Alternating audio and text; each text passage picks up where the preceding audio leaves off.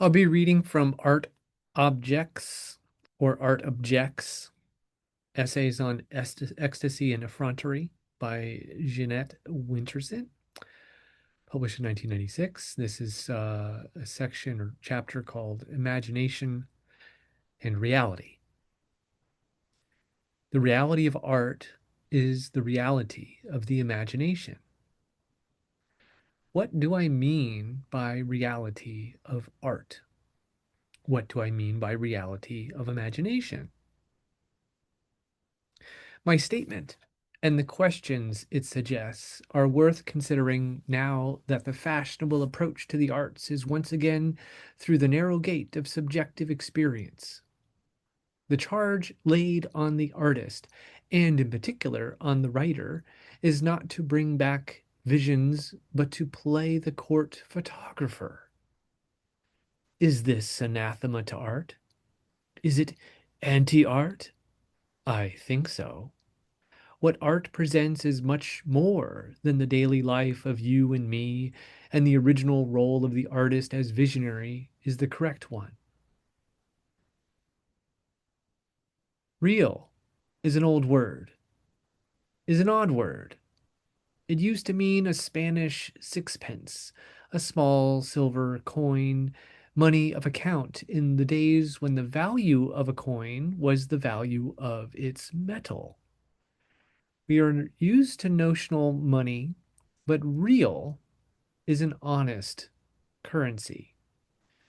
The honest currency of art is the honest currency of the imagination. The small silver coin of art cannot be spent. That is, it cannot be exchanged or exhausted. What is lost, what is destroyed, what is tarnished, what is misappropriated is ceaselessly renewed by the mining, shaping, forging imagination that exists beyond the conjectures of the everyday.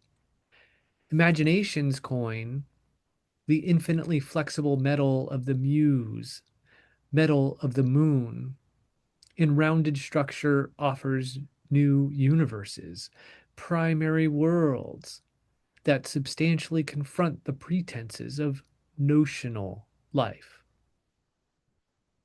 Notional life is the life encouraged by governments, mass education, and the mass media. Each of those powerful agencies couples an assumption of its own importance with a disregard for individuality.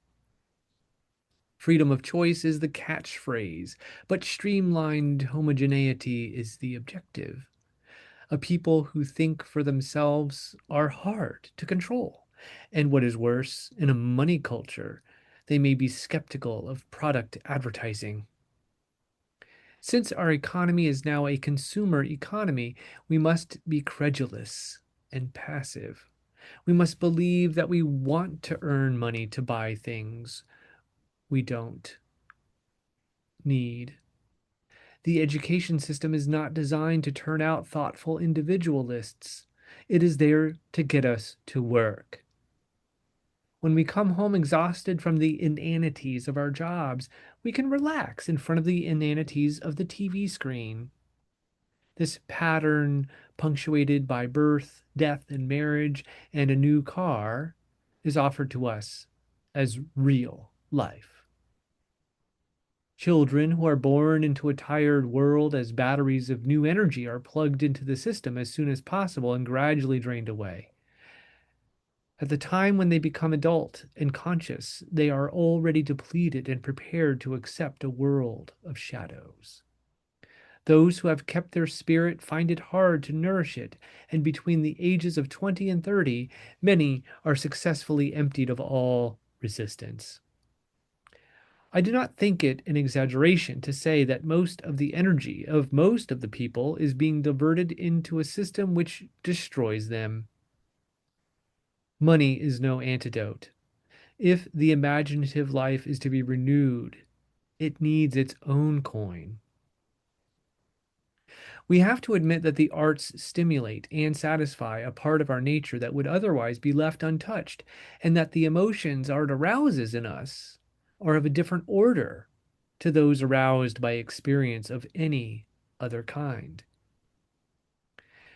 We think we live in a world of sense experience, and what we can touch and feel, see and hear is the sum of our reality.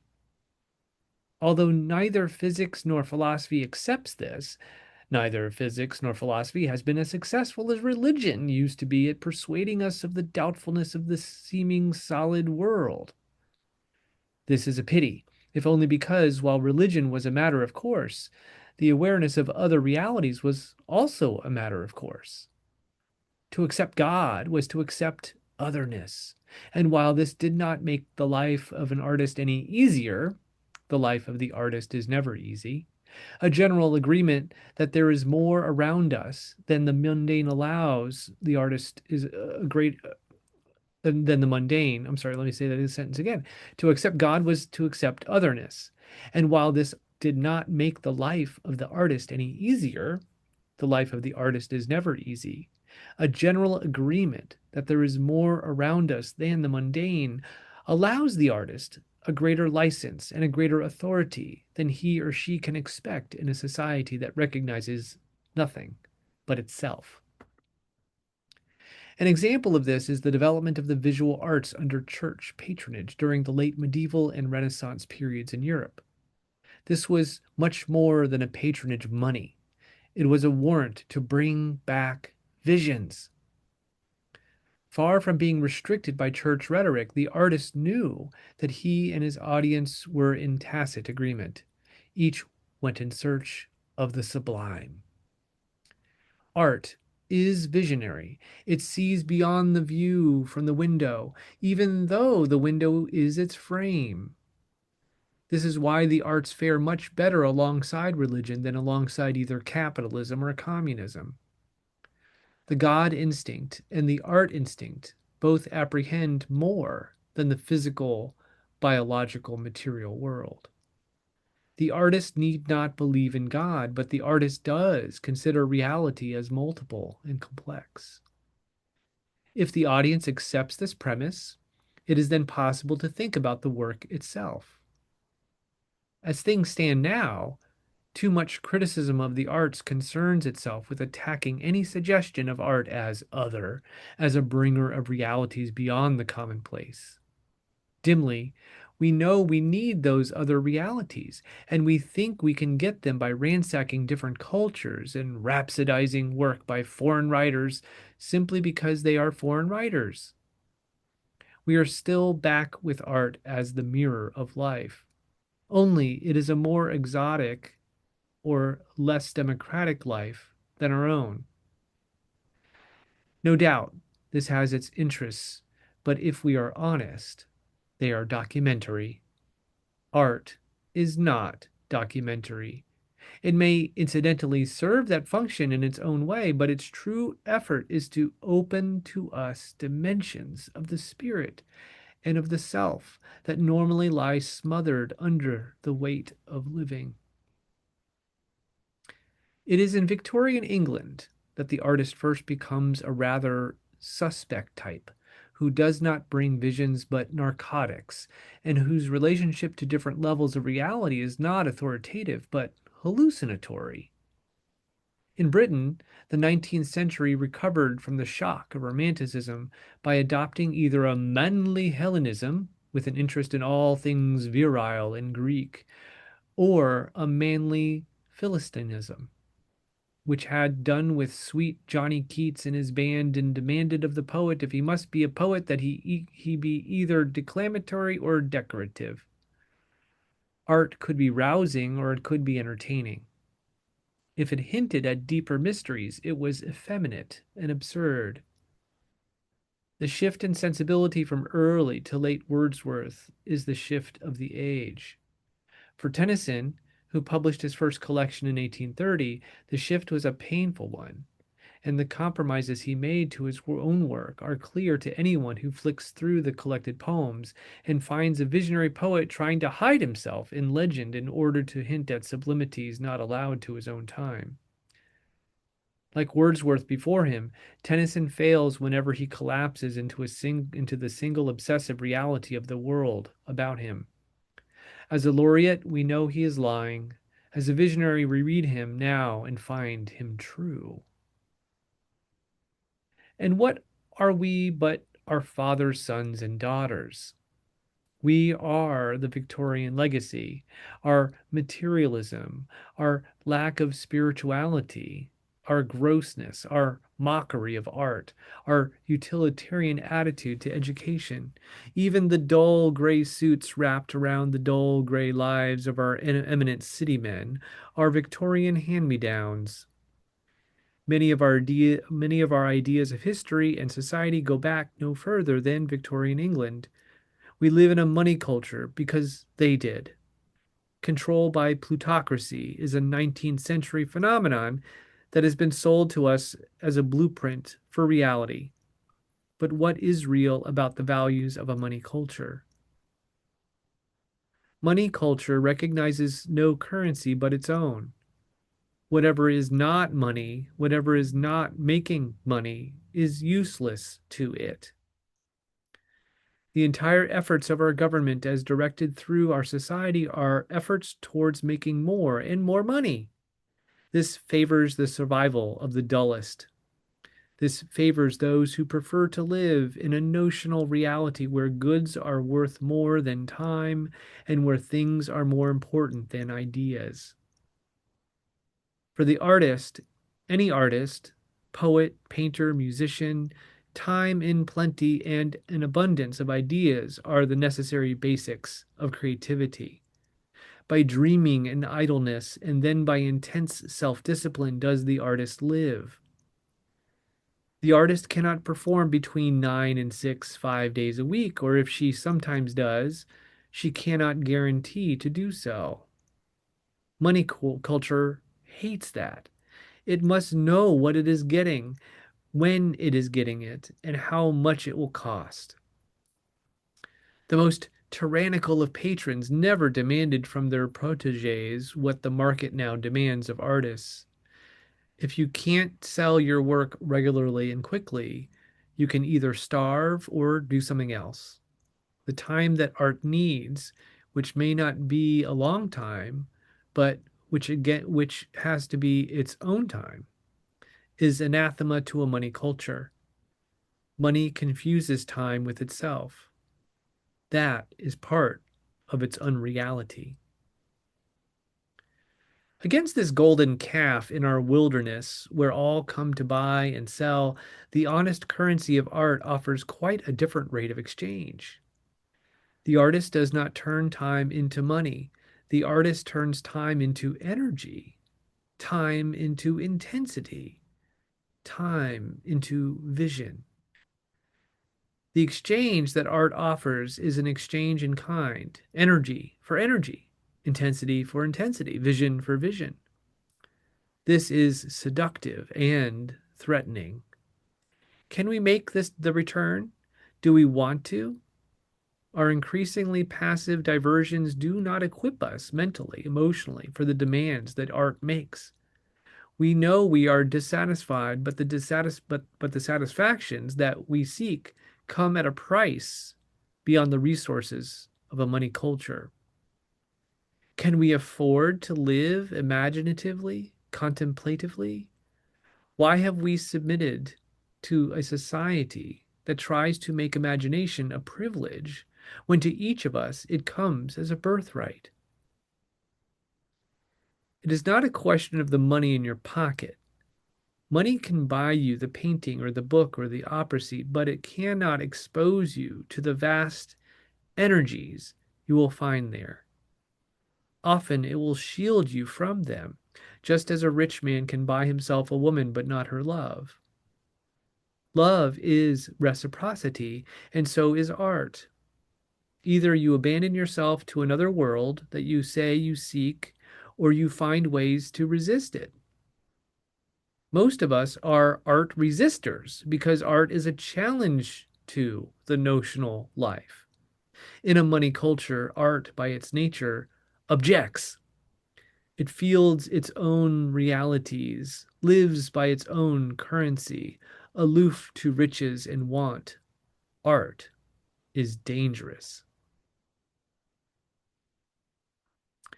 For sale, my life, highest bidder collects. The honest currency of art is the honest currency of the imagination. In Middle English, real was a variant of royal.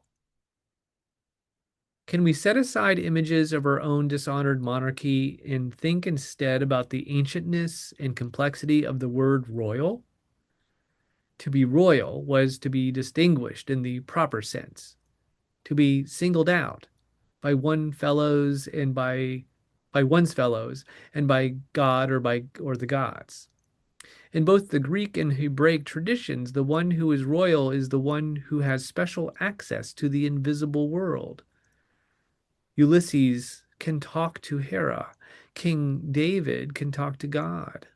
Royalty on earth is expected to take its duties on earth seriously, but the king should also be a bridge between the terrestrial and the supernatural. Perhaps it seems strange to us that in the ancient world the king was more accessible to his people than were the priests. Although king and priest worked together, priesthood, still allied to the magic, even by the Hebrews, was fully mysterious.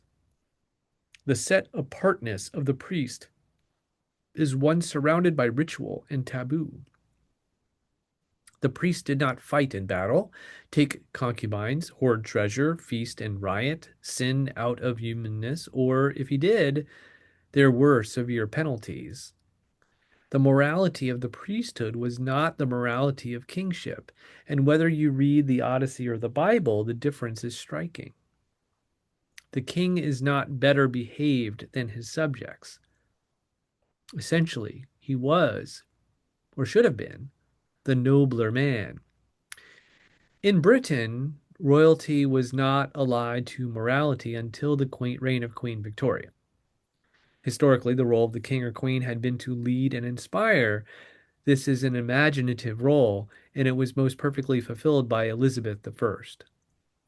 Gloriana, the approachable face of Godhead. Gloriana is the queen whose otherness is for the sake of her people. And it is important to remember that the disciplines she laid upon her own life, in particular her chastity, were not for the sake of example, but for the sake of expediency. The divine right of kings was not a good conduct award, it was a mark of favor. God's regent upon earth was expected to behave like God, and anyone who studies Greek or Hebrew literature will find that God does not behave like a Christian schoolmistress. God is glorious, terrifying, inscrutable, often capricious to human eyes, extravagant, victorious, legislative, but not law abiding, and the supreme imagination. In the beginning was the Word. At its simplest and at its best, royalty is an imaginative function. It must embody in its own person subtle and difficult concepts of otherness. The priest does not embody these concepts. The priest serves them. The priest is a functionary. The king is a function. Shakespeare is preoccupied with kingship as a metaphor for the imaginative life. Leontes and Lear, Macbeth and Richard II are studies in the failure of the imagination. In The Winter's Tale, the redemption of Leontes is made possible through a new capacity in him, the capacity to see outside of his own dead vision into a chance as vibrant as it is unlikely. When Paulina says to him, "It is required you do awake your faith," she does not mean religious faith. If the statue of Hermione is to come to life, Leontes must believe it can come to life. This is not common sense. It is imagination. In the earliest Hebrew creation stories, Yahweh makes himself a clay model of a man and breathes on it to give it life. It is this supreme confidence, this translation of forms, the capacity to recognize in one thing the potential of another, and the willingness to let that potential realize itself. That is the stamp of creativity and the birthright that Yahweh gives to humans. Leonte's failure to acknowledge any reality other than his own is a repudiation of that birthright, a neglect of humanness that outworks itself into the fixed immobility of his queen. When Hermione steps down and embraces Leontes, it is an imaginative reconciliation. I hope it is clear that as I talk about king and priest, I am dealing in abstracts and not actualities. I do not wish to upset Republicans everywhere. What I do want to do is to move the pieces across the chessboard to see if that gives us a different view. By unraveling the word real, I hope to show that it contains in itself, and without any wishful thinking on my part, those densities of imaginative experience that belong to us all and that are best communicated through art. I see no conflict between reality and imagination. They are not, in fact, separate. Our real lives hold within them our royal lives. The inspiration to be more than we are, to find new solutions, to live beyond the moment. Art helps us to do this because it fuses together temporal and perpetual realities. To see outside of a dead vision is not an optical illusion. The realist, from the Latin res, thing, who thinks he deals in things and not images, and who is suspicious of the abstract and of art, is not the practical man, but a man caught in a fantasy of his own unmaking. The realist unmakes the coherent, multiple world into a collection of random objects. He thinks of reality as that which has an objective existence, but understands no more about objective existence than that which he can touch and feel, sell and buy. A lover of objects and of objectivity, he is in fact caught in a world of symbols and symbolism, where he is unable to see the thing in itself as it really is. He sees it only in relation to his own story of the world. The habit of human beings is to see things subjectively or not to see them at all. The more familiar a thing becomes, the less it is seen. In the home, nobody looks at the furniture. They sit on it, eat off it, sleep on it, and forget it until they buy something new. When we do look at other people's things, we are usually thinking about their cachet, their value, what they say about their owner. Our minds work to continually label and absorb what we see and to fit it neatly into our own pattern. That done, we turn away. This is a sound survival skill, but it makes it very difficult to let anything have an existence independent of ourselves, whether furniture or people. It makes it easier to buy symbols, things that have a particular value to us, than it does to buy objects. My mother, who was poor, never bought objects. She bought symbols. She used to save up to buy something hideous to put in the best parlor. What she bought was factory made and beyond her purse. If she had ever been able to see it in its own right, she could never have spent money on it. She couldn't see it, and nor could any of the neighbors dragged in to admire it. They admired the effort it had taken to save for it. They admired how much it cost. Above all, they admired my mother. The purchase was a success. I know that when my mother sat in her kitchen that had only a few pieces of handmade furniture, she felt depressed and conscious of her lowly social status. When she sat in her dreadful parlor with a china cup and a bought biscuit, she felt like a lady. The parlor, full of objects unseen but hard won, was a fantasy chamber, a reflecting mirror. Like Mrs. Joe in Great Expectations, she finally took her apron off. Money culture depends on symbolic reality. It depends on a confusion between the object and what the object represents.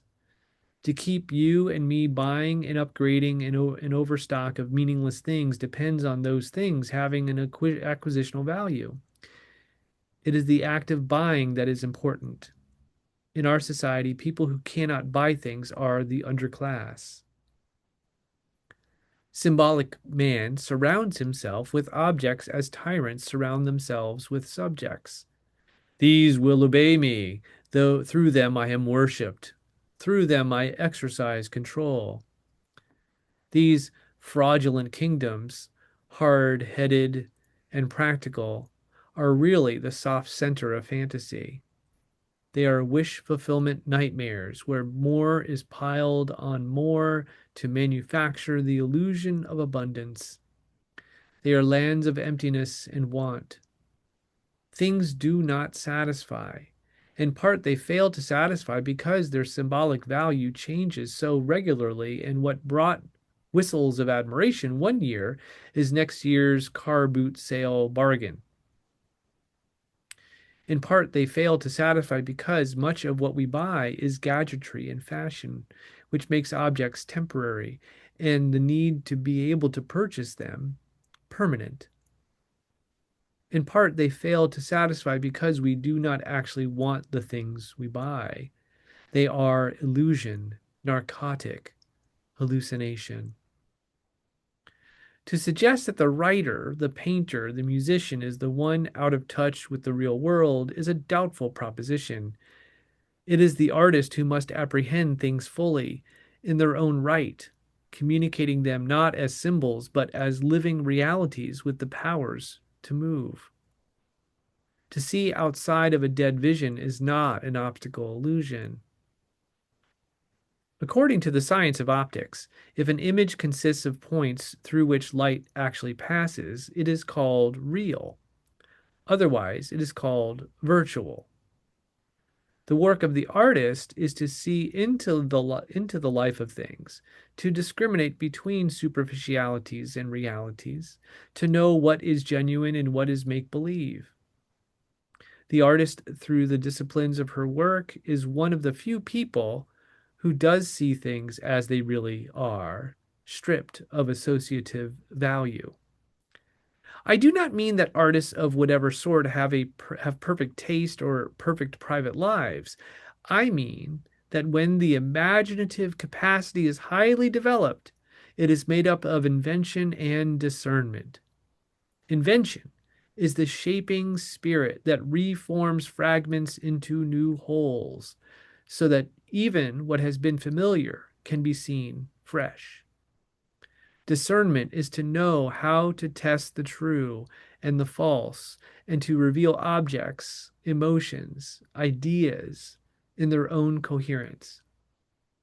The artist is a translator, one who has learned how to pass into her own language the languages gathered from stones, from birds, from dreams, from the body, from the material world, from the invisible world, from sex, from death, from love. A different language is a different reality. What is the language? The world of stones. What is the language? The world of birds, of atoms, of microbes, of colors, of air. The material world is closed to those who think of it only as a commodity market. How do you know but every bird that cuts the airy way is an immense world of delight closed by your senses five? To those people, every object is inanimate. In fact, they are the ones who remain unmoved, fixed rigidly within their own reality. The artist is moved. The artist is moved through multiple realities. The artist is moved by empty space and points of light. The artist tests the image. Does light pass through it? Is it illuminated? Is it sharp, clear, its own edges, its own form? The artist is looking for real presences. I suppose what the scientist Rupert Sheldrake would call morphic resonance. the inner life of the thing that cannot be explained away biologically, chemically, physically. In the Catholic Church, real presence is the bread and wine that through transubstantiation becomes the living Eucharist, the body and blood of Christ. In the Protestant Church, the bread and wine are symbols only, one of the few places where we recognize that we are asking one thing to substitute for another. For the average person, the substitution is happening all the time.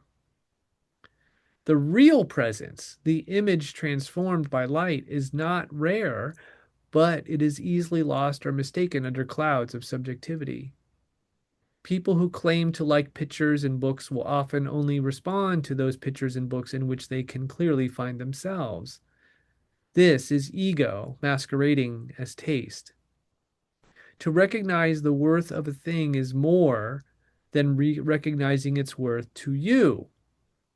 Our responses to art are conditioned by our insistence that it present to us realities we can readily accept, however virtual those realities might be.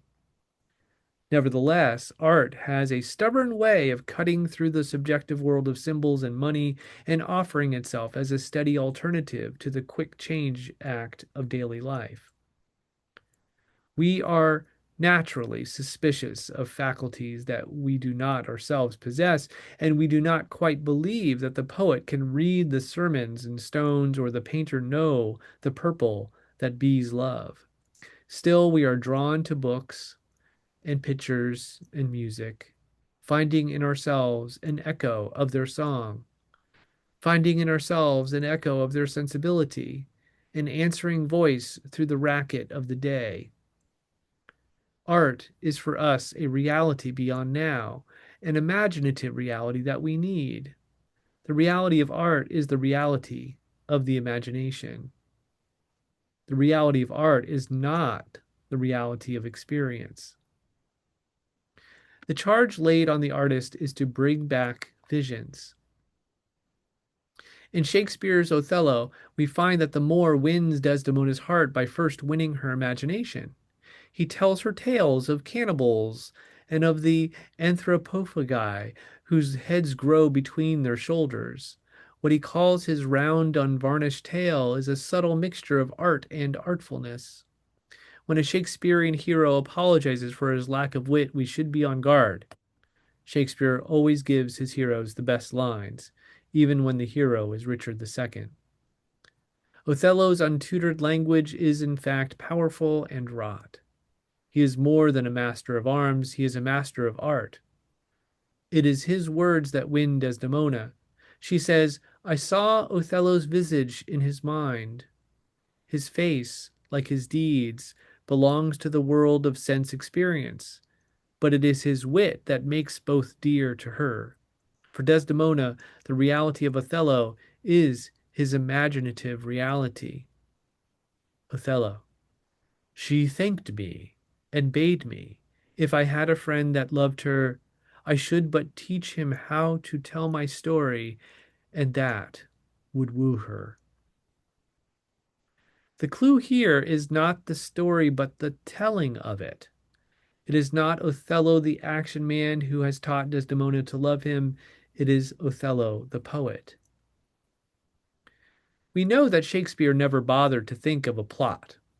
As a good dramatist, and one who earned his whole living by his work, he had to take care to make his historical ransacking stage satisfactory.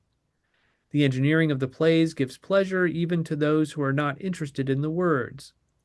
But the words are the thing. The words are what interested Shakespeare and what should closely interest us. Shakespeare is a dramatic poet.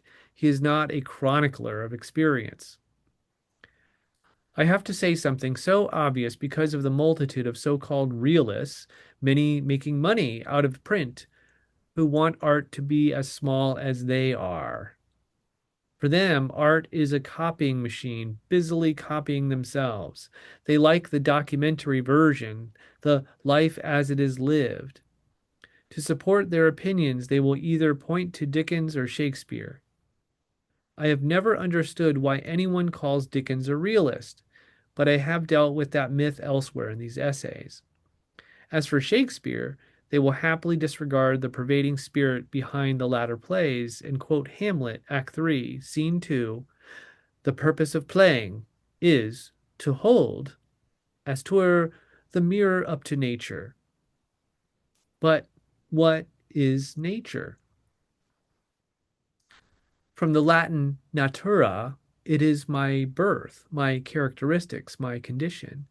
It is my nativity, my astrology, my biology, my physiognomy, my geography, my cartography, my spirituality, my sexuality, my mentality, my corporal, intellectual, emotional, imaginative self. And not just myself, every self, and the self of the world. There is no mirror I know that can show me all of these singularities unless it is the strange, distorting looking glass of art, where I will not find my reflection nor my representation, but a nearer truth than I prefer. Natura is the whole that I am, the multiple reality of my existence. The reality of the imagination leaves out nothing. It is the most complete reality that we can know. Imagination takes in the world of sense experience, and rather than trading it for a world of symbols, delights in it for what it is. The artist is physical, and it is in the work of true artists in any medium that we find the most moving and the most poignant studies of the world that we can touch and feel. It is the writer, the painter, and not the realist who is intimate with the material world, who knows its smells and tastes because they are fresh in her nostrils, full in her mouth. What her hand touches, she feels. R.A. Collingwood said that Cezanne painted like a blind man. Critics at the time agreed, though for different reasons. He meant that the two-dimensional flimsy world of what is overlooked by most of us suddenly reared out of the canvas, massy and tough. Cezanne seems to have hands in his eyes and eyes in his hands. When Cezanne paints a tree or an apple, he does not paint a copy of a tree or an apple. He paints its nature. He paints the whole that it is, the whole that is lost to us as we pass it, eat it, chop it down. It is through the painter, writer, composer, who lives more intensely than the rest of us, that we can rediscover the intensity of the physical world. And not only the physical world, there is no limit to new territory. The gate is open. Whether or not we go through is up to us, but to stand mockingly on the threshold, claiming that nothing lies beyond, is something of a flat earth theory. The earth is not flat, and neither is reality. Reality is continuous, multiple, simultaneous, complex, abundant, and partly invisible. The imagination alone can fathom this, and it reveals its fathomings through art. The reality of art is the reality of the imagination.